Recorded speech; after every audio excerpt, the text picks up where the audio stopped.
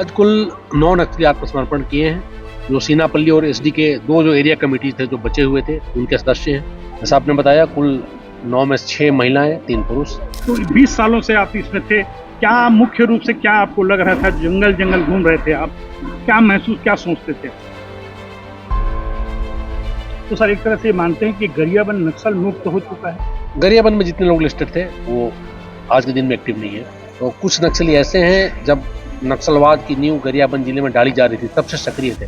एक बार फिर गरियाबंद पुलिस को एक बड़ी सफलता मिली है। पूर्व में जहां पर नक्सलियों ने आत्मसमर्पण किया है, वहीं आज जो है 9 नक्सलियों ने आत्मसमर्पण किया है, जिसमें 6 महिला और 3 पुरुष है। साथ में राइफल अपने हथियार सहित इन्होंने आत्मसमर्पण किया है। एक तरह से कहा जा सकता है गरियाबंद जिले के लिए बहुत बड़ी उपलब्धि है, पुलिस के लिए भी उपलब्धि है। नक्सल उन्मूलन जो है समाप्ति की ओर है। यह इस बात को इशारा करता है कि लगातार आत्मसमर्पण हो रहे हैं। इस आज गरियाबंद में आत्मसमर्पण के लिए आईजी हमारे अमरीश मिश्रा जी पहुंचे हैं, इनसे चर्चा करते हैं क्या मुख्य बातें रही है। आज कुल 9 नक्सली आत्मसमर्पण किए हैं। जो सीनापल्ली और एसडी के दो जो एरिया कमेटी थे जो बचे हुए थे उनके सदस्य हैं। जैसा आपने बताया कुल 9 में 6 महिलाएं 3 पुरुष।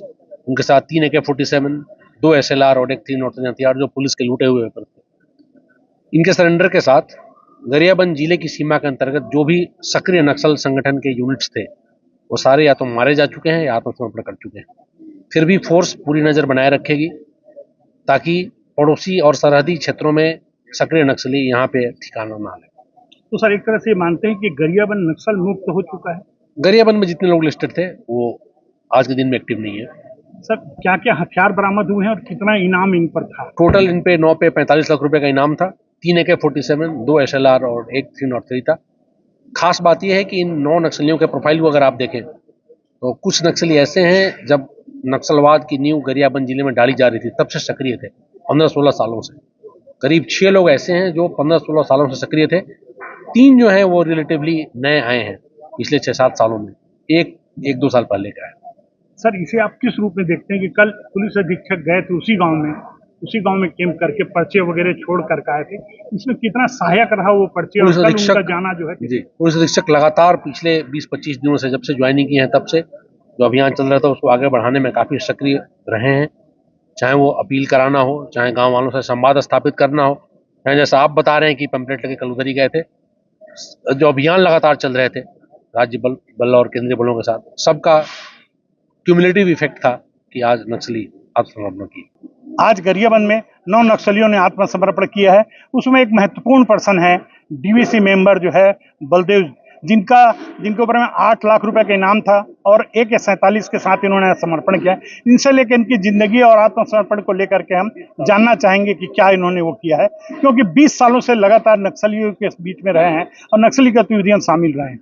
आज आप लोगों ने आत्मसमर्पण किया, क्या सोच के किया, क्या योजना थी, क्या आपके दिमाग में चल रहा है? नहीं, जो अभी आत्मसमर्पण करने का जो पुनर्वास नीति के तहत हम आत्मसमर्पण किए हैं।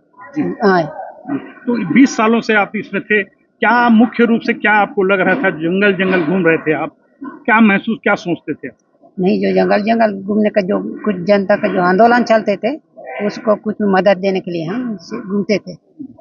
अभी आपको क्या लग रहा है कि अब समय के साथ में आपको सहयोग गांव से अब नहीं मिल रहा है या मिलता है? नहीं, अभी जो गांव से तो कुछ सहयोग नहीं मिल रहा है, तो इसलिए तो फिर हम लोग फिर सोचे कि आत्मसमर्पण करने का। गरियाबंद के जंगलों में आप भटक रहे थे, वहाँ कितनी परेशानी और दिक्कतें थी? दिक्कत तो होता ही सर, कुछ मच्छर भी छपते हैं, कुछ सांप भी कुछ रहता है, कुछ बालू वगैरह भी रहता है, कुछ डर होता है। फिर चलपति आपका जो लीडर मारा गया था उसके बाद से दल एक तरह से बिखर गया था। हाँ, क्या उसमें कितनी मतलब महत्वपूर्ण बात है कि चलपति ही क्या संचालन कर रहा था या और भी लोग थे? और लोग नहीं थे सर, इतने ही लोग थे। जी। आप चलपति के समय क्या भूमिका निभाते थे आप?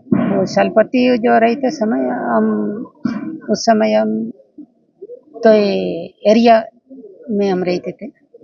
जी, ये जंगल में जो घूमते थे तो नक्सली मुठभेड़ का डर नहीं लगा रहता था आपको? नहीं, उस समय थोड़ा कम था सर, ऐसे उतना डर नहीं था, कुछ मौका भी था कुछ रही नहीं।